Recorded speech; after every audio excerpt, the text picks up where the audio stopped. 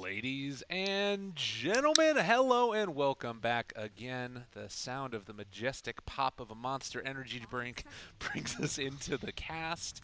Lending my energy here to Alliance. Oh my goodness. They might need it.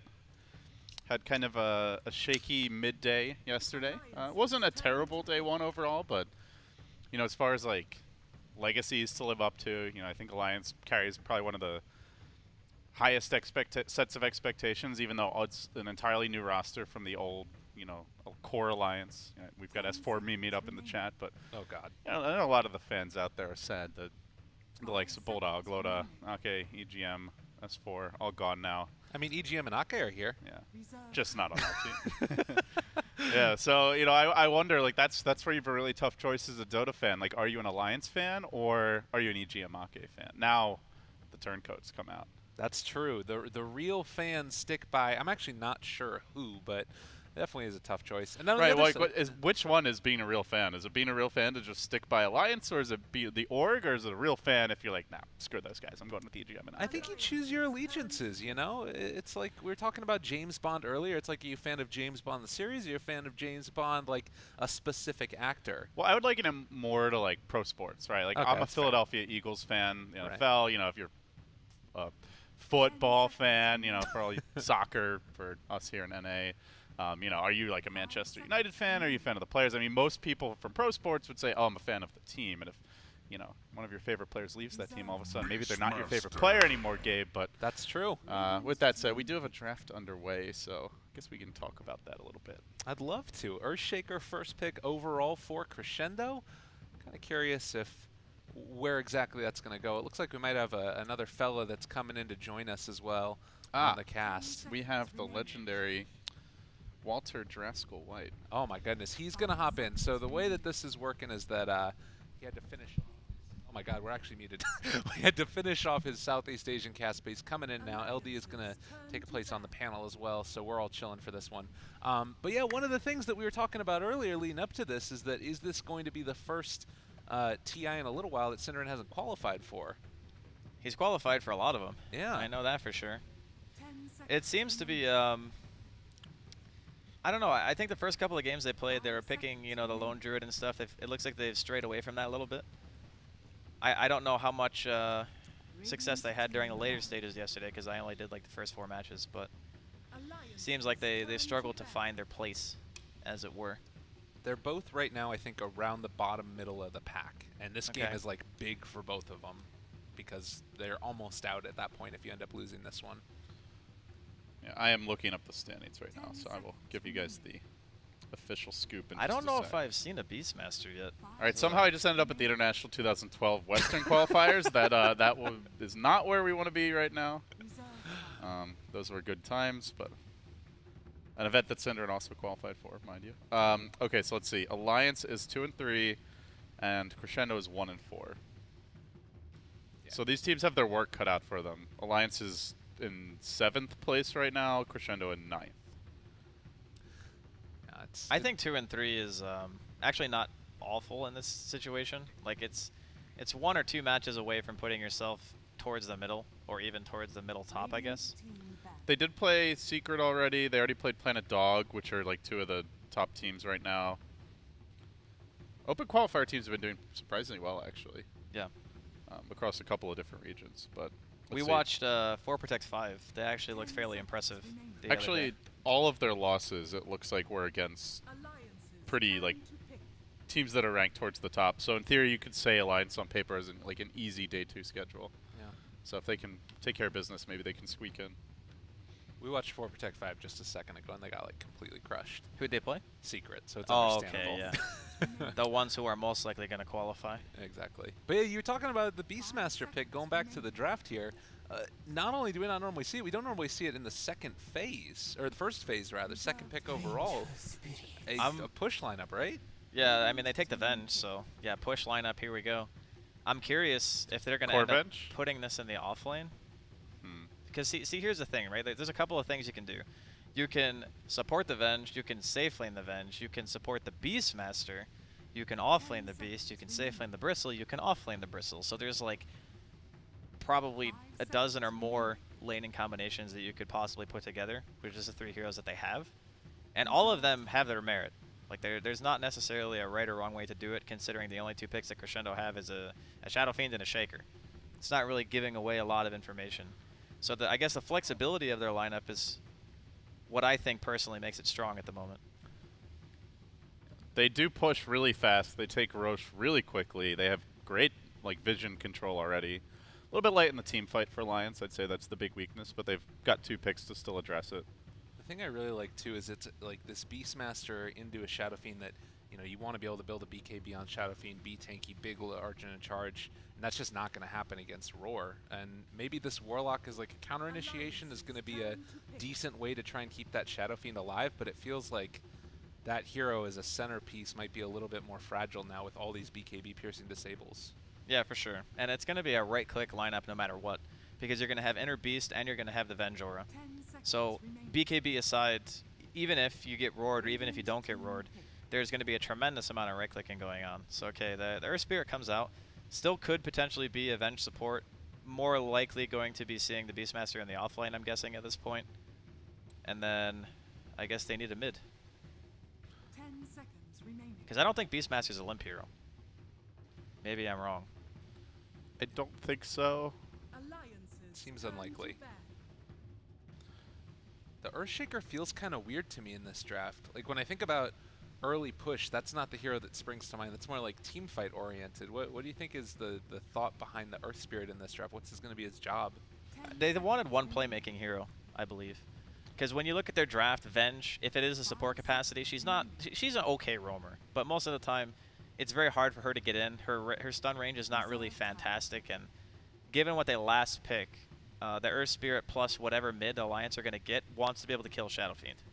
That's pretty much the goal. That's why they banned Queen, for example, because that's like one of the most common matchups where you know that the Shadow Fiend is probably going to struggle without outside influence, and you don't really want to have to commit one hero sitting 24/7 behind mid unless you absolutely have to.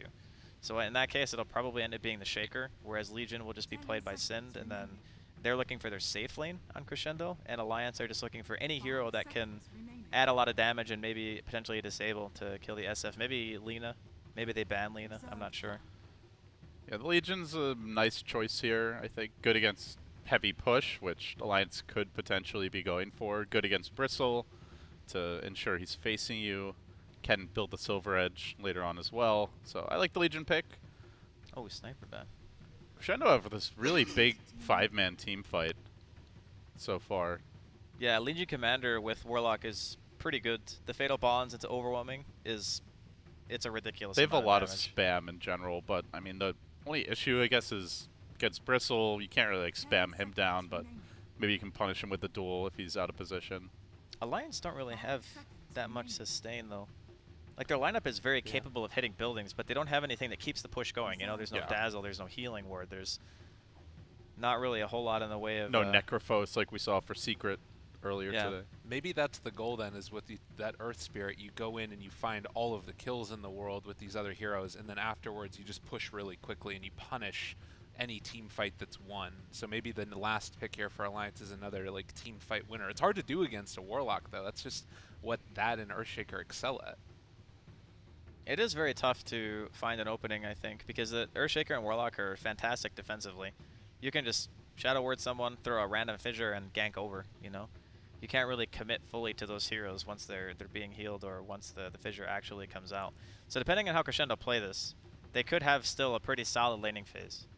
The one downside is their mid is most likely going to get counterpicked, but they have the advantage of being able to counterpick as well from the safe lane. Last couple picks now.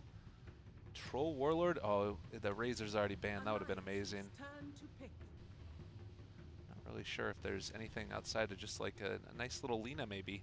It's the red strats though. I like Lina.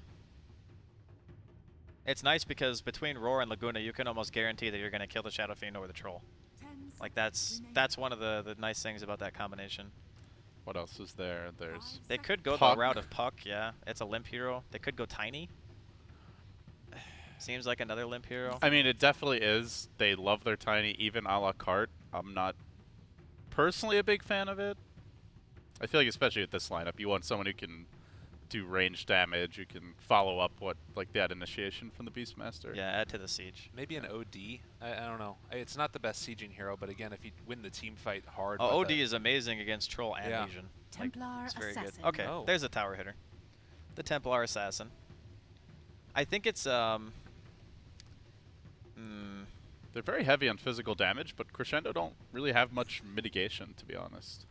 well, I think with a matchup of the TA and the Troll Shadow Fiend, I would probably actually favor the Troll Shadow Fiend matchup because you're gonna need an MKB or you're just gonna get blinded, and once the Troll pops ult, you're just gonna get like smashed by right clicks. It's actually very difficult, I think, for the Templar Assassin to fight into that. The one thing though that Templar offers that the other mids that we talked about don't is her ability to farm is pretty much unparalleled if left alone because she can do ancient stacks, and not really any other mid hero can do that. So. And teams have not been very successful at contesting ancient stacks for the most part in this tournament. And these teams especially don't. Earthshaker's probably the best at it with just throwing out a random fissure or whatever, but your follow-up isn't great. The other thing is They can't really steal the ancients, right? Like Right. maybe Troll with the team helping him can go in, but they don't have like a bristleback or something. That's the one cool thing about being Dire too. Contesting Dire Ancients is like impossible because it's on a shrine. And you're like, okay, if he's doing the stack of 5 minutes, 6 minutes, which is what you normally see, for that specific reason, contesting that is like, okay. Good luck. They were a great Roche-taking team before. TA puts them over the top where it's going to be gone in like 3 seconds. And that's something where they could even just go for a sneak at some point in this game, which might be a little bit scary with like a, Earthshaker and a Warlock in the area, but I'm excited to see how it goes. And of course, does look like Crescendo have the tower level advantage, so GG. GG. Go next. Just don't even play the match. Seriously, guys. We have a long day anyway. Let's move on. Don't waste my time. Yeah. I'm monstered up. I think Alliance probably are as well. I'm ready. I'm feeling it. Looks like Alliance might be able to scout out both of these ward movements here that are being made by Crescendo. Like mid, it's kind of a wash. Actually, Earth Spirit has both of them, so they'll have some good information here if they both head up to the north. Yeah, both smoked up. See what happens here. And it breaks. Hey, guys. That was the most anticlimactic smoke break. Ake doesn't even care. He's like, come at me, bro. Level 1 Warlock. Shadow Word is like OP. But they do know now that there's not going to be a ward down in the bottom lane because both of those Observer wards were in mid on the Earth Spirit, which is kind of not like a huge deal or anything, but it's interesting. Well, they can make an educated guess. Right. It's not a guarantee one way or another. He did. Oh, that was nice. He gave one of the wards to Handskin because Handskin was still smoked. So they do end up getting the mid ward down completely unscouted, and they see the mid ward placement from Crescendo as well. So that's instantly going to get dewarded. Owned. Yeah, that was pretty next level, to be honest. I like that play. Cute stuff. 30 Right. seconds to battle. Once again, GG. GG. Crescendo going offensive tri-lane maybe? I think at least it's going to be the Earthshaker block, and then maybe Ake is going to block for the Shadow. Not really Fiend much mid. of a tri-lane, but Yeah. they're maybe just looking to guard their bounty. Oh god, they're going to come in and contest this one though, and it should be 3 quick bounty runes for Alliance. The battle Yeah, the level 1 teamfight of Crescendo is not great. Earthshaker's Pretty spell much is, dumpster tier, I would say. It's a super long cooldown, like 15 seconds on a fissure that does 110 but damage. Don't sleep on the troll level 1. Oh, they're playing around this ward as well. It's, like you said, they know that it's here, and they want to still try and see if they can maybe make something happen against the Shadow Fiend in the mid lane. Well, either way, they're going to kill the ward. So, regardless of how much they're able to pressure, he's going to whiff the roll. Okay, no problem. Wait, they don't have a Wait, sentry. where did he put Did his they not sentry? see it? No, he had one. I just don't know where he put it. Oh no. There we go. Oh, Uh-oh. Oh he no. got it, he Uh-oh. got it. Well, Uh-oh. Handskin looking like he might be in a little bit of trouble. Throws out the stun. Shadow Ward there as well. They is- get chased for this. He's got boots. They're going to He's have dead. another fissure. Oh, poor Handskin. They're thinking about holding on to it if they can, but no. They'll just use it. Give the first blood over to EGM. I'll show you if you get off my team. Got the D word, though. Not worth. Not worth. but it's something. But you know what's worth? Limp CS right now. Super worth. He's enjoying himself. Is this one of those matchups? Everybody says that it's always like super skill-based. With the Warlock, does that change that a ton? Well, I think he's just here to try to make sure that the SF gets something at top lane. Oh, Looks like Cinderen's going to be dying as well. Pretty well, I guess it's 3 heroes. They did use the roll. Yeah, this is still a pretty alright start for the Alliance squad. I don't think Ake, he's not going to be leaving until Limp is just completely tilted at this point. There's nothing more frustrating than just getting Shadow Word spammed. Yeah, he's still 12-4 though. Limp is having a great time, despite that. Cinderen is going to keep on getting pressured out here. He has level 2. Is this one of those instances where it's worth it to die to secure your level 2, or do you feel like it's still kind of rough, that death there on the Legion? I don't think you really want to die if you can avoid it on this hero. Because worst case, you can always go back to the jungle and hit some creeps a bit. The one benefit of being in this lane and dying is that it means that the heroes aren't jumping your Shadow Fiends. Like, that's one thing about it, because you know that the SF wants to hit like level 5, level 7 before he really starts, pushing the wave in and then going to the jungle. That's when you can also go jungle if you want, because he's not going to be showing all the time. EGM just getting punched here by Limp in the mid lane. It's not going to work out there. That was something, too. I was wondering about it, because for a long time it was the Warlock Legion Commander lane that was like the be-all, end-all of the off lanes, but sticking him more towards that mid to help secure the Shadow Fiend, maybe a little bit of lost opportunity there. Well, I think it's more, you're going up against a Bristleback. Like, even if you were dual offlaning, you're against a freaking Bristleback. Right. Like, killing that hero is just not a thing with that hero combination. Pablo again moving towards mid. EGM scouting him out. Believe that they still think he's over here. It's so weird, just like everybody kind of babysitting both of their heroes in the mid lane, and so far it's left Troll to actually have himself a nice little time down here bottom against the Beastmaster. Shouldn't be too hard of a lane. Troll's got extremely high armor in melee form, and he's got a poor man's shield. So like boar harass and stuff like that, not really going to work against Excalibur in this situation. You can see how, like, it's almost disrespect levels, right? He's just like walking up and hitting him with the full creep wave. He's like, yeah, you can do whatever you want to me. I don't care.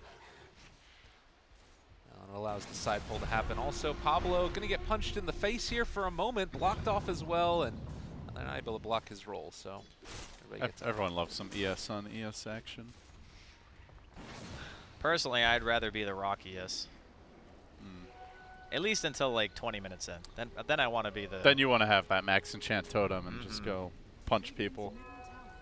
Oh, blocking Ancients. Gets still 1 stack off.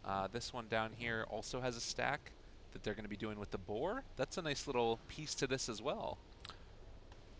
Yeah, the stack game is really big for Alliance especially. They've Bristleback and TA. Even Beastmaster's pretty good at clearing the jungle. You have the Venge Towel, so... Yeah, Beastmaster's a crazy good jungler. Everyone was on like that Veno train a while ago, but people forget Beastmaster. The Iron Talon Beastmaster of old. Uh-oh. Cinderen yet again in trouble, and not a whole hell of a lot of ways out of that one. Handskin's the one that picks up the kill.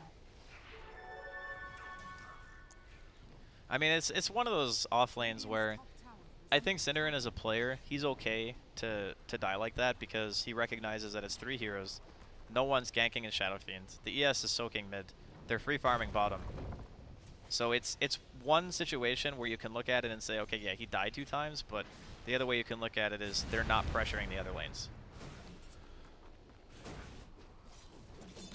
Yeah, the only worry is in this lineup, I guess there's Shaker Fissure to set up, but that's not always the most reliable. Can like sometimes block your team away even, and Legion needs a decent amount of farm compared to other offlaners, so not if it was like a Clockwork, I'd say it's definitely totally worth it, but still, as you mentioned, the cores are farming. Yeah, Legion's a bit different in her functionality, but in this game, just having to press the attack for the roar, I think, is one of the main reasons, and also to press the attack's super good this game. Yeah, it is very, very useful, and plus the overwhelming odds against impending 5-man Dota.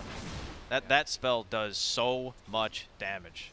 Pretty absurd when you end up getting it with a 120 bonus per hero. They are still continuing to get the stack going. I think that they might realize now that this one's blocked. They're not going to go check it as of yet, so they might not get full value out of the top Ancient. As far as early rotations come out, like level 6 on Beastmaster's traditionally been this thing where you need to go in towards mid and try and find a gank. But we're kind of seeing Shadow Fiend stay out of that mid lane now. Do you think that you try and like smoke up with him when he eventually gets that and then bring on a couple of supports, or how do you see that playing out? I think that in this case, Shadow Fiends, you don't really need to sit mid if you're able to just farm the woods like he is. He's been ferrying out clarities and stuff like that, so he's still being efficient. Top lane, Synderen going to be eating another death here.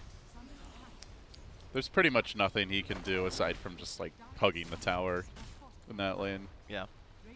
I mean, he doesn't have a ward, whereas Alliance had the ward. It's going to be up for like another 30 seconds and it'll disappear. But as far as like overall movement goes, I just expect kind of the same thing to keep happening. Like Synderen might die 1 or 2 more times, and then eventually, once the Shadow Fiend is done walking to lane and just like sitting in the woods, they can group up, maybe push the bottom tower. It's very hard for Alliance to defend that because they don't have any ultimates at all.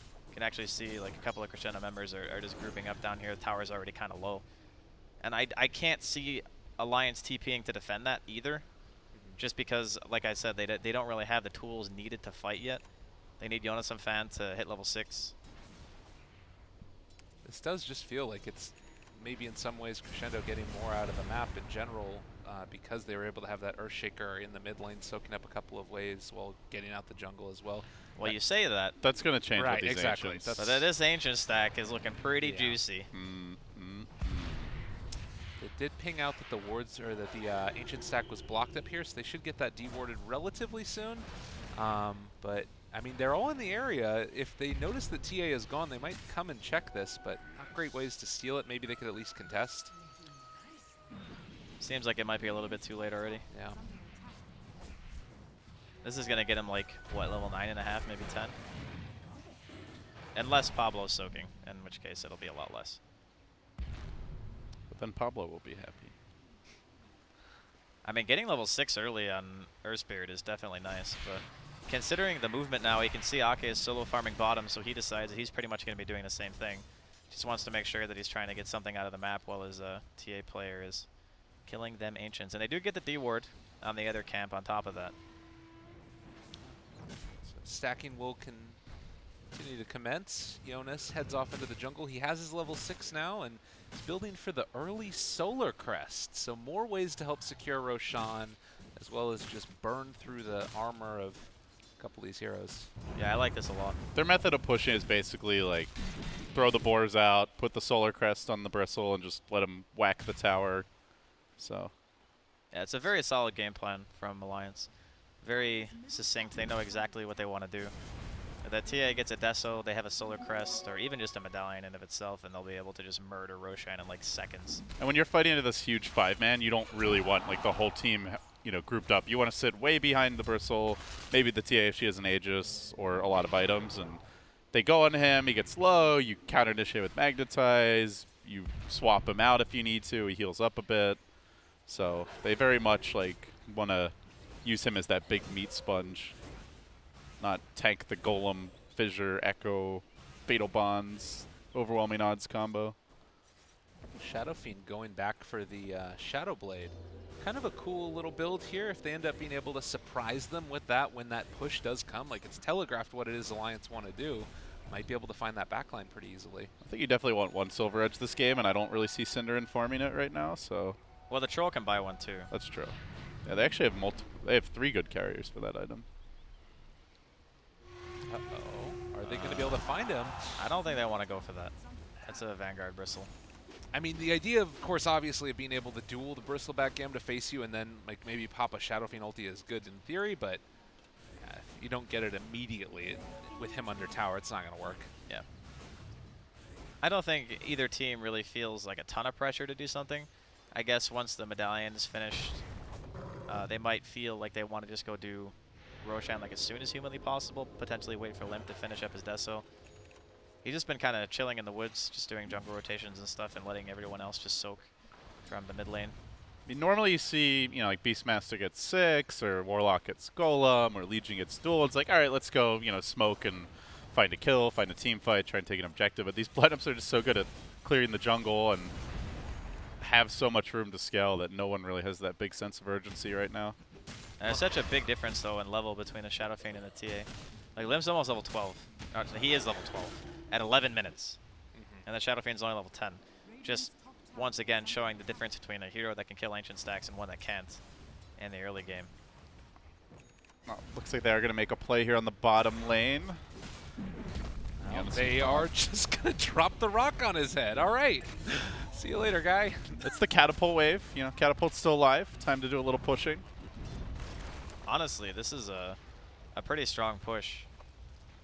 Looks like they're going to have one more TP in. Wow, they're going to bring it in with Era. And Raid Boss is here, but he did not have his back turned. Fatal Bond's doing a good bit of damage. It's brought down to about a quarter HP at this point. They're pump faking the ulti as well. And Alliance already thinking about taking this fight. They kill off the Golem, and that might stop it. Good hold. They got the tower deny. Yeah. For a second there, I thought that they might have fully committed to that team fight from the side of Crescendo. Alliance are going to have a pretty decent window here. They know the Golem's down. I mean, Shaker's not going to have a blink for some time, I believe. So if they want to try and go for a push or an objective, they potentially can look for that now. Or they can just farm Ancients. They could potentially rush as well. They know there's no blink on the Shaker, no blink on the Legion. Yeah, I like this decision. Like, they should go for some play while that rock's on cooldown. It's interesting that the blink first for the TA, to me that feels like more oriented towards taking fights than going and securing Roshan. I guess that they already have the medallion, and well, Roar dropped. That's going to be a quick and easy kill onto that Warlock. Yeah, some Fawn's Revenge. And it seems like at the moment it's not really about too much objective-based Dota currently. The Blink Dagger is a little bit interesting to me. I think it's still good, obviously. It does help you farm because you're more mobile. It's nice when you have these initiating heroes like Beastmaster and such that you can like blink right on top of whoever gets roared and just blow them up. Get the quick kill, get in, get out. For a long time, it was like that choice of if you wanted Blink or Deso, and then it just became like almost only Deso first for a long time for TA. I guess the other thing too is since they have Medallion anyway on Jonas and Fan, and actually he has the full Solar Crest. Yeah. So normally you want the Deso just to kill Roshan, but if you have a Beastmaster with the Solar Crest at 13 minutes in, you don't really need the minus armor from the Deso to secure that. And you have Inner Beast, and you have the Venge, and you have Goo, so you have a lot of other amp damage type abilities already. So, what I say with the Blink is you get that Roar initiation, you can immediately follow up and assassinate someone, where sometimes TA might not be able to close the gap at this stage of the game. She goes Deso first. Blade Mail Legion is going to be the call. It looks like Alliance, content with trying to push this out. They get the silence on the Shadow Fiend. The Shadow Blade shown. This is a little bit more dangerous. Got to be careful about how you approach this mid lane. The rock's up. Crescendo still have the tower. Yeah, I don't know if you want to do this. I mean, they're making very good use of the map, even if they're not fighting on the side of Alliance. They're like showing the bristle there, but TA's clearing Ancients, now just rotating around to farm the other lane. So, meanwhile, Crescendo are like kind of stuck. 4 heroes just clumped here in case Alliance decide to push. And even more so than that, like Bristleback can actually come up and hit Sin's it. getting jumped up top, and looks like he is going to be deleted by Lip. Oh, all right, DD, yeah, that'll do it. Got him. Blink Dagger and a double damage. That's all you need. Is that this tower? I don't know. I still don't know if they want to push mid. Just farm enemy nudes. Get the Deso. I mean, they're getting kills like in side lanes and farming the enemy jungle as well. So it's not like they're being less efficient by any means by sitting mid. I think Alliance has a really good idea about how to play against Crescendo's draft, where they don't want to force it into that 5v5 like until the time's right. So they kind of finesse it a bit, find these little pickoffs, keep the farm up, abuse the TA and the Bristle's ability to clear big stacks, and use the Hawk to ensure that they're not getting ambushed too much. And Crescendo's like potential is largely being wasted right now. We saw one rock. It was on a solitary offlane Beastmaster. And they are starting to feel pressure like they have to find that fight. All right, they need to make something happen with this. It's been 5 heroes sitting mid for a long time. They're going to run into Hanskin. He's just going to run away from him. I don't know if they're going to be able to do this. They drop the rock onto 3. It's pretty good. Hanskin is going to die there, but they managed to find the silence. And again, while all this is happening, the Deso is coming up for Limp. He's almost got it. The one thing, too, about like the TA and the Shadow Fiend matchup. Oh, might have to hold that thought. Era. He's manning up here. This tower is so important for this potential next Roche duel, and with the rock going down, if they can hold it, they might be able to with this Deso. Things could get ugly for Crescendo. They're stacking up the damage. There's a lot of quills. The silence, the magnetize, it's out. Ake is gone in an instant, and, well, more too off the back of it. They have the Blink Dagger if they want to keep up the chase. EGM slowed down, and Limp does end up getting stunned, but with everybody back, it is all falling apart. Crescendo are just being bodied right now. Yeah, the TA is just ridiculously strong. You partner that with just having the ability to kill Roshan super fast right after a team fight like that. They committed Rock. You know, there was no blink on the Earthshaker. EGM's still like 800 away. That Troll can't really fight yet. Like, he only has a Vlad's and phase moves. It's not like having a blink Deso at 17 minutes on a TA. This is the kind of snowball potential that we were talking about during the draft, and just the capability of this hero getting completely out of control. And it seems like despite, you know, Crescendo warding one of the ancient camps, the Beastmaster stacks the other. Limp still gets his item timings, and one fight means Roshan. And Shadow Fiend, meanwhile, could be in trouble here. I think they have Dust for the Shadow Fiend. Oh, God. He's dead.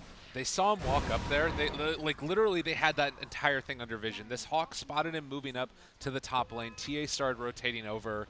They just know everything. Like, they're prepared for every movement. And I think that Blink Dagger, it was such a cool idea because it didn't stop them from finding kills with the Beastmaster, and it allowed her to farm that second item so much more quickly. Yeah, but the synergy of the lineup is fantastic on the side of Alliance. You get this damage, this attack speed, the minus armor. It's the triple threat. So because Shadow Fiend loves building this really fast BKB, it's kind of really hard for him to itemize, right? Because there's a Deso, there's a Solar Crest. If the TA gets on top of you, you get the -7 armor from the Deso and an additional -8 from getting the meld cast on you, and that goes through BKB as well. Shadow Fiend needs a lot of items this game. He needs like 6 plate mails. He just needs to fill his inventory with plate mails. That's how you live. Plate mails and a butterfly. This is feeling really, really But even bad. then, you're just getting roared and, you know, yeah, kited you probably anyway. still die, yeah. It's not great. That's, I think, one of the biggest complaints that people used to have about Slardar, because Slardar makes it incredibly hard to itemize for the same reason, because Corrosive Haze just takes away so much armor that these heroes that love to rush BKB just get smashed, because they just get right-clicked to death. They're like, oh, I'm magic immune, but wait, I get hit 3 times by a TA and I'm just dead. So and in this game, you really need the Silver Edge for the Bristle, it feels like, with how big he's getting. They're going to build a Halberd here in a second as well. I don't... Era. I mean, it's not like a single core threat. That's the other thing. Yeah. We've mostly seen TA taking over, but the Bristle is going to be a real problem for them as well. Oh, Dust hits. It's a little bit deep, though. I mean, they're just doing whatever they want. They have those items up now that they can blow up anybody. They're going to jump forward and duel. I don't know if this is the right play necessarily. The stun silence. TA in the back. On to 3, maybe some more. Limp trying to do it. The Echo Slam I'm actually controlling, but this is just going to be the Aegis, and they jump through again. Magnetize out. A lot of damage being dealt by Alliance. They just got to run, and holy hell, this is domination. Well, they did prove that they could kill the TA one time. They just had to echo him and golem him. And now what do you do? Like, what's their plan now? They're going to need a really good fight. Fissure block. Fissure block the ramp. That's your play. Yeah, he's waiting for the next wave, I think. He'll be able to hold it for now. Get the Hawk, too. A little bit of breathing room for Crescendo. It's still a long way back. Like, there are so many items that need to come out.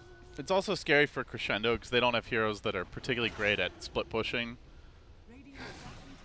Shadow Fiend is the Shadow Blade, but as long as you carry a Dust, like, he's likely to die if he's off on his own. So even BKB TP, you could get swapped, you could get roared. So leaving the base if they lose these last few towers is going to be pretty difficult. I'm wondering if he just wanted to like rush something like Hurricane Pike instead of Shadow Blade, just to get. He needs distance in this game. He needs to be able to stay away from the Bristle and the TA. because he can't win a right-click war against really either of them. And the BKB only really guarantees that he'll be able to get a Requiem off, but I don't know if a Requiem really wins you a team fight unless there's like a perfect fatal box, like between 5 heroes. And it's not even guaranteeing the Requiem. Like, they're just bringing 1 Sentry Ward, and like suddenly the Shadow Blade doesn't do anything.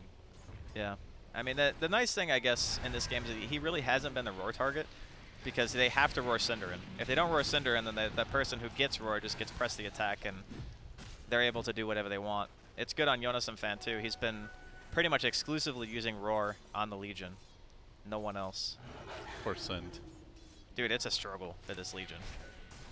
You know, you have this idea of, yeah, let's pick Legion because we can just, you know, get rid of the... Counter Beastmaster. yeah, we can get rid of the roar. JK, I'm going to get roared every time. All right, I'm dead. And they're going to tri-lane me pretty much the entire laning stage. Yeah. Feels bad. I mean, you could tell what they wanted to do. It just didn't really quite work out the way they wanted. And regardless of how much, you know, emphasis they put on killing Sind, which I feel like was quite a bit. They sat those 3 heroes top for a long time. It's just that the TA still out-farmed the Shadow Fiend in regards of like levels and net worth in the early game. Like, sure, he's recovering now and just like total last hits and stuff, but the net worth still just disgusting. Oh my god. And then Bristleback's doing the other side. So Yeah, this is pretty. This is most over. This is like the most ridiculous flash farming lineup I think you can have in this patch. Bristle and TA probably the 2 single best ancient stack clearers. And they have to do this, like 5 heroes together next to each other, because if they don't, it's just an instant worry of getting picked off by a roar and a TA jump. I just really like the way that Alliance played the game. They didn't go for like this crazy aggressive, let's dive the Shadow Fiend a million times, let's invade their jungle. They said, nope, we're just going to out-farm you.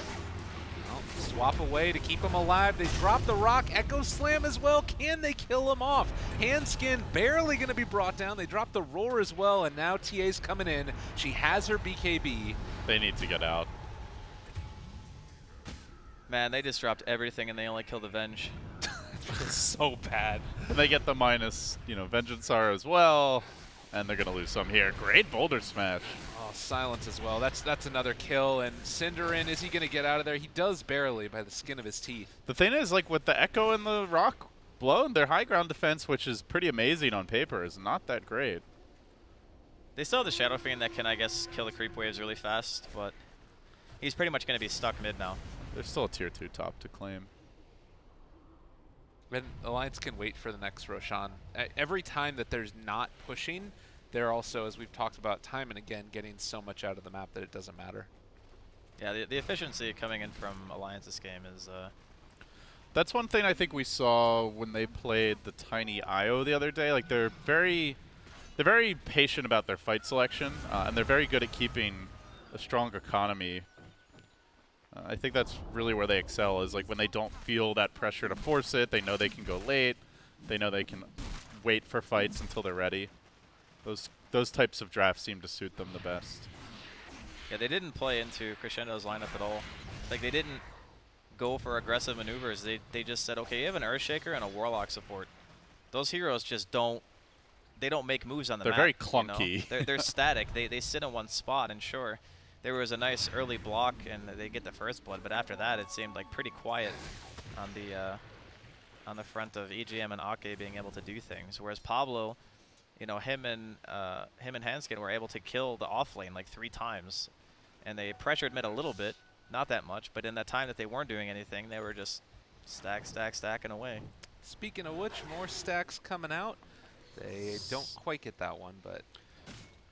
This is where I would love to see that new feature that Lay Earth is working on, or Pitmuckle with the like little pie chart of gold from ancients, regular creeps, all that stuff. Because I have to imagine the ancient gold is a lot.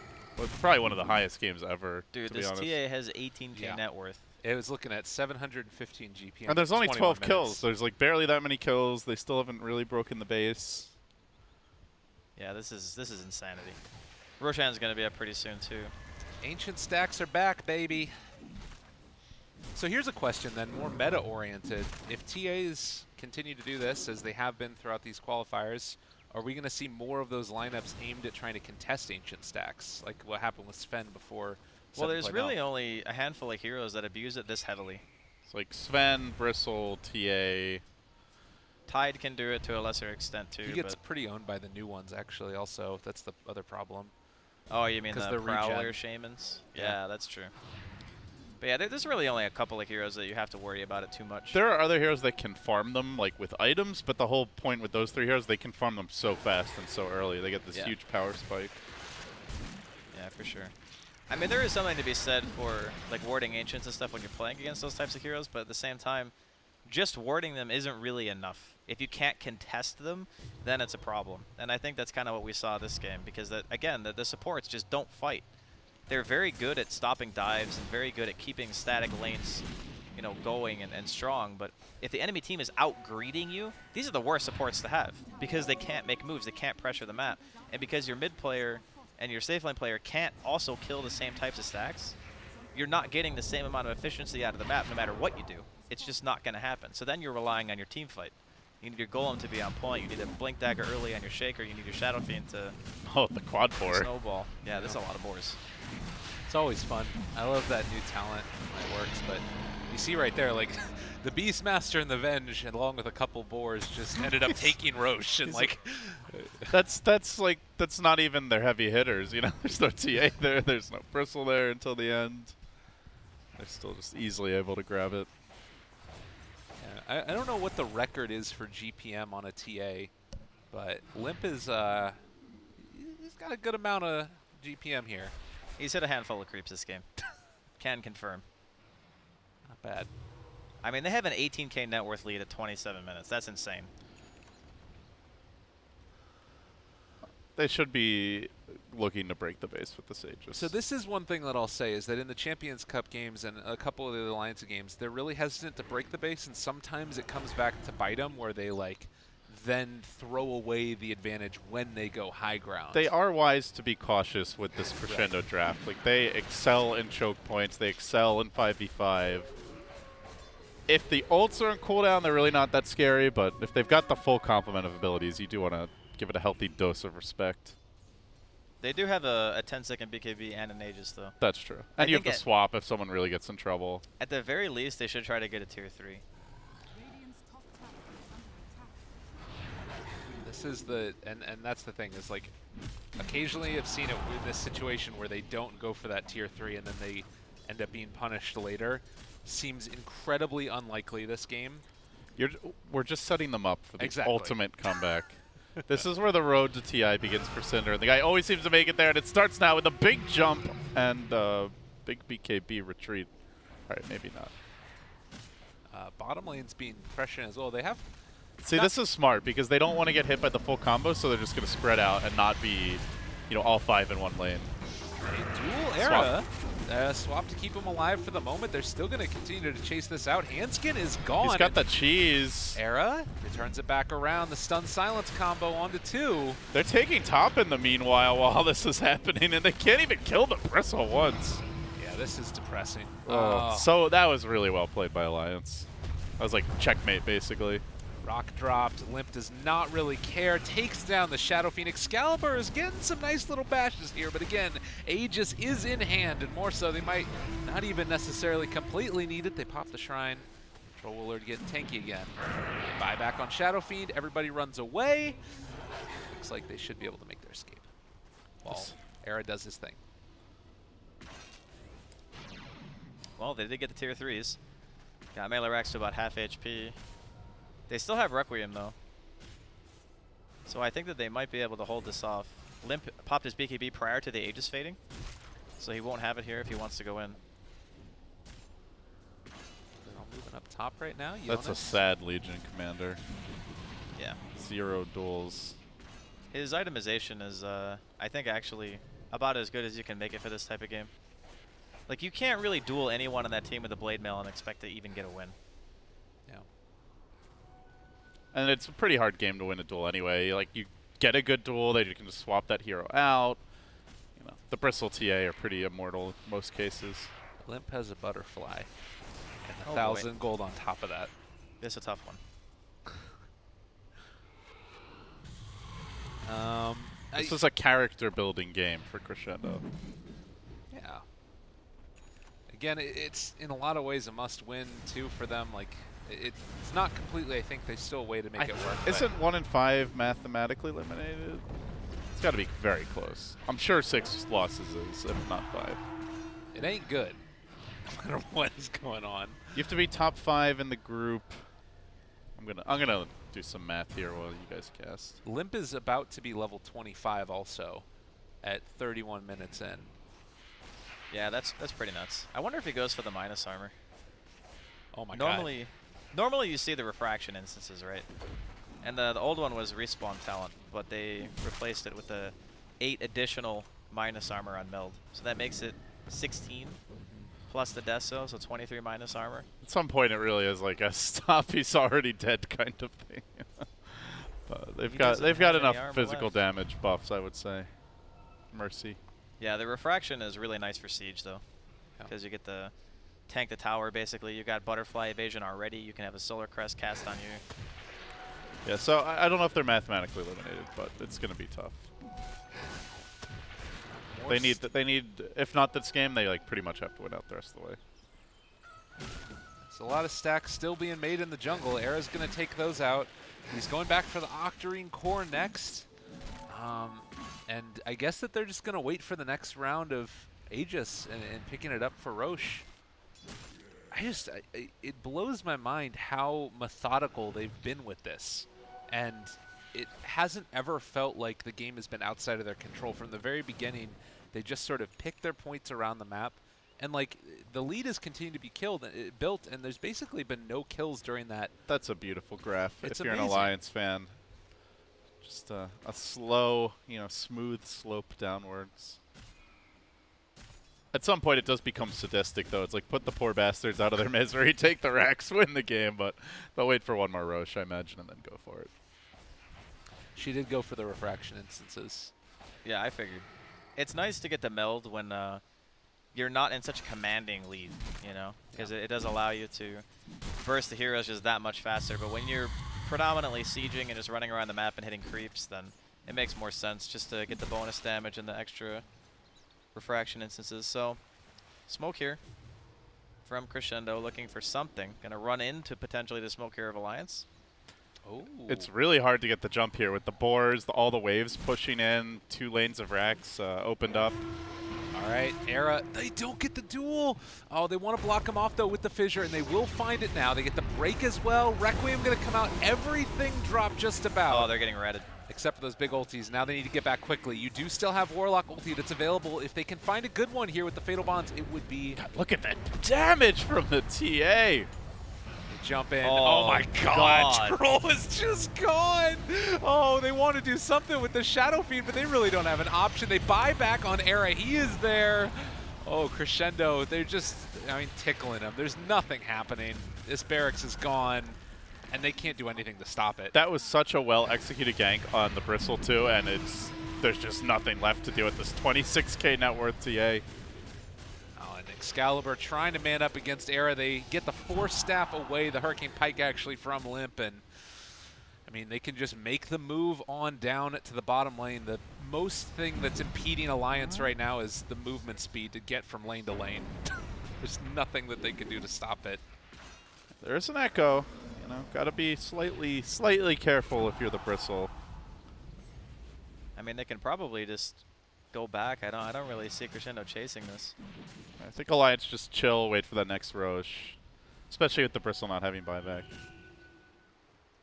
Yeah, this is quite good for them still. It doesn't feel like it's been 35 minutes, but it's just been like the same game basically going on time after time. Farm, farm, farm, take a couple towers, and then do it all again. Well, it is going to be a fast Roche spawn. So some of the fastest you can possibly get, actually. It's within a 30-second mark. Oh, they're going for a smoke here again for Alliance. Looks like they might run into Cinder and EGM, possibly. Now jump forward. Oh, no, he messed up. Mark doesn't able to get it. They do instead blow up Ake, and now all hell is about to break loose. They jump forward. Excalibur about to be gone. They swap back another Cinder and trying to get another. Echo Slam comes out. Is it going to be enough? Not nearly. And GG. Yeah, GG's called. That's it. Dead so quickly. That one hurt. That was really bad. I feel like I just watched someone get dissected while they're still alive, you know, like they just like chop off a finger, then they go back for the foot, you know, and like they're fighting as best they can for Crescendo, but that was very clinical by Alliance. That was like 8,000 damage dealt by the TA in that last fight. Yeah, the Shadow Fiend got wrecked. That's not a good matchup at that stage of the game. Yeah, Shadow Fiend typically, you know, he wants to play into lineups that aren't so heavily comprised around right click. Because you know you want a BKB, you want a Requiem, and at that point that's how you win the fights. Especially when you go Shadow Blade directly into BKB, which is not really that uncommon of a build. It just doesn't really fit, I think, against what Alliance were doing that game. Like Limp's farm is just so insane. He had like almost 800 GPM. Yeah, that was pretty nuts. Above average except for assists. Got to step it up, man. What a terrible support TA, guys. Yeah. Really disappointing performance, I have to say. Didn't quite kill everyone hard enough. How does he have farming 5.1? Anyways. I don't know how that's calculated. I think it's comparative to what your other games are. Okay. Got So if he's playing like a pub and he's stomping, he might stomp harder than he did this game, right? I guess that's true, yeah. Well, that was something else. Alliance, it looked good though. Like that was a very clearly executed strategy, and you said there's a lot of very not like easy games necessarily coming up, but the easier half of their schedule is there. Do you think that they might end up being able to qualify? I mean, if they play like that, I think it's a very good possibility. I saw very little mistakes in their gameplay. Like they knew exactly what their lineup was supposed to do. They did everything that they needed to make sure that Limp got what he wanted, and Era just walked around the map being a bristleback, and Crescendo were just like, what do we do? If you play like a slow to develop game, I think that's where Alliance really excel. They generally draft to excel in those situations. They are very patient as a team, perhaps even too patient, and kind of let opportunities slip away in other situations. But that was kind of the dream setup for them, where Alliance never really had to worry about Crescendo forcing a fight, and they knew they would just win the farm war. So played it really well. Yeah. Do we know what the next one is going to be on the stream? It looks like Crescendo versus Alliance is next. Nope. Oh, there it is. Secret versus Singularity. That is a big matchup. I think that a lot of people had high hopes for Singularity, and if I'm not mistaken, they're still in a decent spot as far as the bracket's concerned. Since Secret did drop a match earlier, there's a world in which if they beat them, then they could potentially be that first spot through to TI. It'd be really hard for it to happen, but it's a possibility. Yeah, play 2 days of BO1s and get to TI. That's the dream scenario. You know, not that stressful bracket where only one team makes it. I mean, I would say playing a bunch of BO1s is equally as stressful, to be honest. But then you're done, you know, if you pass the BO1s. Yeah. If you get #1, that's like the sigh of relief. You're like, oh baby, we're in there. Absolutely. All right, well, we're going to go to a quick break, everybody. Again, that was Alliance versus Crescendo. Singularity facing off against Secret will be next up on the stream. I think there's still some more Southeast Asian Dota that's going on BTS 3 through 6 if you want to go check those out. But for now, we'll go to break. See you guys in a few.